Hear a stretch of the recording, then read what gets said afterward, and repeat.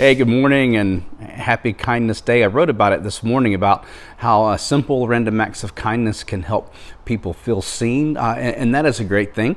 But there's also something that's been kind of rolling around in my mind and in my heart about the idea of kindness, and it comes around a phrase that I think has recently been making its rounds. It's called toxic kindness, and that's where we are so affirming for someone that we overlook truth. We overlook things that are going on in someone's life that might actually be self-destructive or counterproductive at least, right?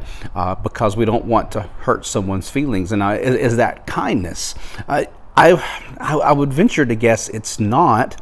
And one of the reasons that I think about that comes to a couple terms that we see in Scripture. One is called, of course, kindness. We are, as followers of Jesus and believers in God, we are called to be kind to one another. And sometimes that's easier than other times, no doubt. But the other term that has resonated with me in this whole thought or concept about toxic kindness is what the Bible refers to as loving kindness. As one word, it's hyphenated in some ways that you might see it or read it.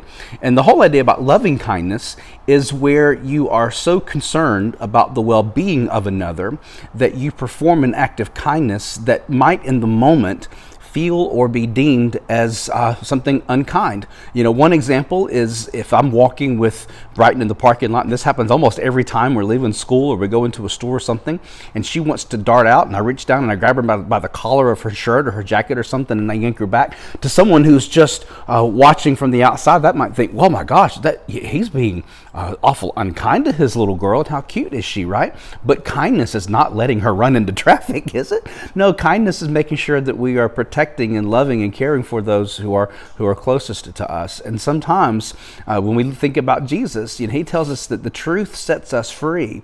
And so we need to understand that kindness is, of course, doing nice things for people, but not at the expense of their better well-being, not at the expense of their eternal soul. So I want you to think today on this World Kindness Day, where are you potentially guilty of allowing those lines to get blurred between kindness and loving kindness? And how can you perform acts of kindness, random that they may be, to help someone feel seen, but also how can you utilize those in such a way that you realize, or the other person realizes, that you're not just trying to be nice, but you have a concern and a care for their eternal well-being, for what's going on in their soul, and to help them to know that God is real and He loves them and has a plan and a purpose for their lives. So let's not get kindness or toxic kindness and loving kindness confused, but let's do something to help someone know that we don't just care about them, we care about their soul and we care about their eternal destiny. So thanks a lot, have a great day, and I look forward to seeing you soon.